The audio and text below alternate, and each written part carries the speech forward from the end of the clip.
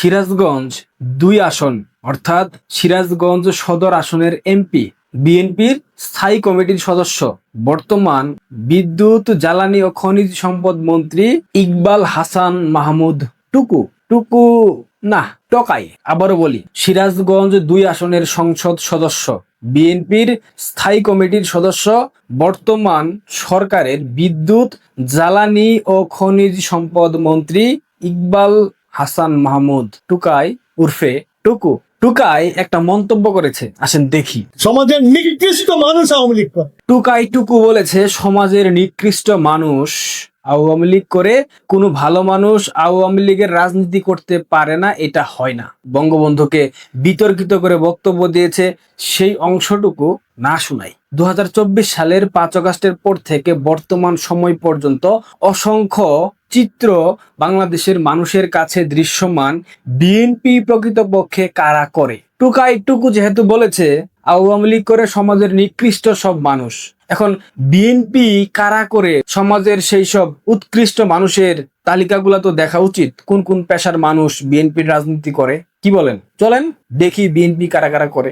সমাজের প্রথম সারির চোর, ছিনতাইকারী, পকেটমার, ডাকাত, দস্যু, লুটেরা, প্রতারক, জোচ্চোর, জালিয়াত, ব্ল্যাকমেইলার, চাঁদাবাজ, সুদখোর, দুর্নীতিবাজ, ঘুষখোর, অর্থ আত্মসাৎকারী, অর্থ পাচারকারী, কর ফাঁকিদাতা, ব্যাংক জালিয়াত, শেয়ার বাজার কারসাজিকারী, মানব পাচারকারী, শিশু পাচারকারী, মাদক ব্যবসায়ী, মাদক চোরাকারবারী, অস্ত্র চোরাকারবারী, স্বর্ণ চোরাকারবারী, অপহরণকারী, খুনি, ধর্ষক, গণধর্ষণকারী, যৌন নিপীড়নকারী, শিশু নির্যাতনকারী, সন্ত্রাসী, নাশকতাকারী, অগ্নিসংযোগকারী, গুজববাজ, সাইবার সন্ত্রাসী, অনলাইন প্রতারক, অনলাইনে প্রশ্ন ফাঁসকারী, নকল সার্টিফিকেট প্রস্তুতকারী, ভুয়া ডাক্তার, ভুয়া চিকিৎসক, ভুয়া আইনজীবী, খাদ্যে ভেজালকারী, নকল ঔষধ প্রস্তুতকারী, বিষাক্ত পণ্য বিক্রেতা, অবৈধ পণ্য বিক্রেতা, অবৈধ দখলদার, ভূমিদস্যু, নদী খননকারী, খাস জমি দখলকারী, অবৈধভাবে বালু উত্তোলনকারী, ক্ষমতার অপব্যবহারকারী এবং সবশেষে অবৈধভাবে দেহ ব্যবসা পরিচালনাকারী, যাকে সংক্ষেপে বলা হয় বাংলা ভাষায়, সহজ ভাষায় মাগির দালাল। যতগুলা নাম বললাম, যতগুলা শ্রেণীর কথা উল্লেখ করলাম, এই প্রত্যেকটা শ্রেণীর মানুষের উপস্থিতি বিএনপির রাজনীতিতে ২০২৪ সালের ৫ আগস্টের সেই জঙ্গি অভ্যুত্থানের পর আপনারা দেখেছেন কি না? হ্যাঁ অর না উত্তর দেবেন। চুরবাটপার থেকে শুরু করে একদম সমাজের সব থেকে নিকৃষ্টতম যে পেশা, অবৈধভাবে দেহ ব্যবসা যারা করে এবং এই দেহ ব্যবসার দালালি যারা করে, অর্থাৎ যাদেরকে দালাল বলা হয়, এই পর্যন্ত সমাজের উচ্ছৃঙ্খল অবৈধ যেই সব পেশা, এসবের সাথে সম্পৃক্ত কে? এক বাক্যে উত্তর বিএনপি। জামাতও এতগুলো অপকর্মের সাথে সম্পৃক্ত না, যতগুলো অপকর্মের সাথে সম্পৃক্ত বিএনপির নেতাকর্মীরা। এবং এই শ্রেণী পেশার মানুষ যারা সমাজে বসবাস করে, তারাই বিএনপির রাজনীতিতে সক্রিয়, তারাই সামনের সারিতে থেকে বিএনপি করে। এটা কি আমার মুখের কথা? কখনোই না। এইটা বাংলাদেশের মানুষ ২০২৪ সালের ৫ আগস্টের পর থেকে দেখেছে।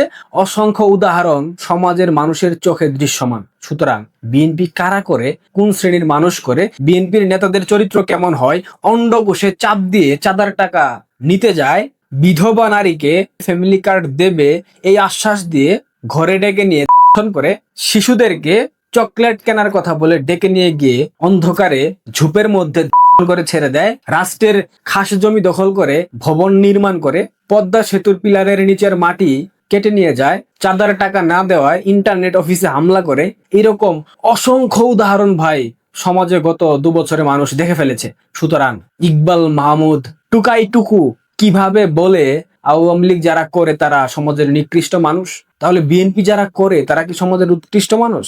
২০২৪-এর ৫ আগস্টের পর তো বাংলাদেশের মানুষ দেখেছে ২০০১ থেকে ২০০৬ সামাজিক যোগাযোগ মাধ্যম সহজলভ্য ছিল না, যার কারণে এই টুকাই টুকুদের দলের অপকর্ম বাংলাদেশের মানুষ, বাংলাদেশের বর্তমান প্রজন্ম দেখে নাই। কিন্তু এইটা একবিংশ শতাব্দী, এটা ডিজিটাল বাংলাদেশ, এটা ২০২৬ সাল। এখন আকাম কইরা আড়ালে ধামাচাপা দেওয়ার চেষ্টা করলে সেটা থাকে না, সামাজিক যোগাযোগ মাধ্যমে কোনো না কোনো ভাবে ভাইরাল হয়ে যায়। সুতরাং ইকবাল মাহমুদ টুকাই টুকু এইসব বইলা বাংলাদেশের মানুষের চোখে ধুলো দেওয়ার যে চিন্তা ভাবনা করছো ২০০১ থেকে ২০০৬ সালের মতো, সেটা কোনোভাবে সম্ভব হবে না। ইকবাল মাহমুদ টুকাই টুকুর বিআই কে জানেন?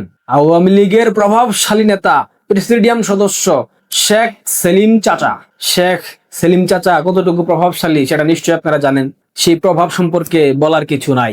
শেখ সেলিম চাচার ছোট ছেলে শেখ নাইম, তার সাথে বিয়ে হয়েছে টুকাই টুকুর কন্যা সারাহ মাহমুদ। তার মানে টুকুর কন্যা সমাজের নিকৃষ্ট মানুষ, টুকুর মেয়ের জামাই শেখ নাইম যুবলীগের অনেক বড় নেতা, সে সমাজের নিকৃষ্ট মানুষ। শেখ নাইমের পিতা শেখ সেলিম সমাজের নিকৃষ্ট মানুষ। টুকুর কথাই উত্তর দিলাম। টুকু যেহেতু বলতেছে আওয়ামী লীগ করে নিকৃষ্ট মানুষ, তার মানে টুকুর কন্যা আওয়ামী লীগ নেতার স্ত্রী, সেও নিকৃষ্ট মানুষ। সেই আওয়ামী লীগ নেতা, সেও নিকৃষ্ট মানুষ। সেই নেতার পিতা, সেও নিকৃষ্ট মানুষ। এটা তো সাধারণ পাটিগণিত, বীজগণিতের সূত্র না, তাই না? আরো একটা উদাহরণ দেখেন। বিএনপির নেতা যেহেতু বলছে, তার মানে বিএনপির পক্ষ থেকে বলা হয়েছে, বিএনপির সকল নেতা এই ধরনের চিন্তা চেতনা ধারণ করে যে আওয়ামী লীগ যারা করে তারা সবাই সমাজের নিকৃষ্ট মানুষ।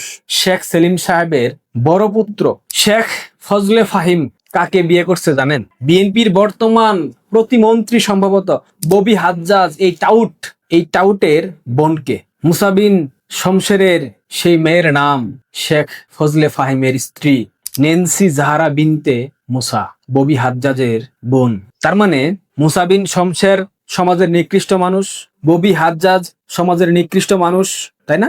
যেহেতু সমাজের নিকৃষ্ট মানুষ, শেখ সেলিমের বড় পুত্র শেখ ফাহিমের সাথে বিয়ে হয়েছে। আরো একটা উদাহরণ দিই।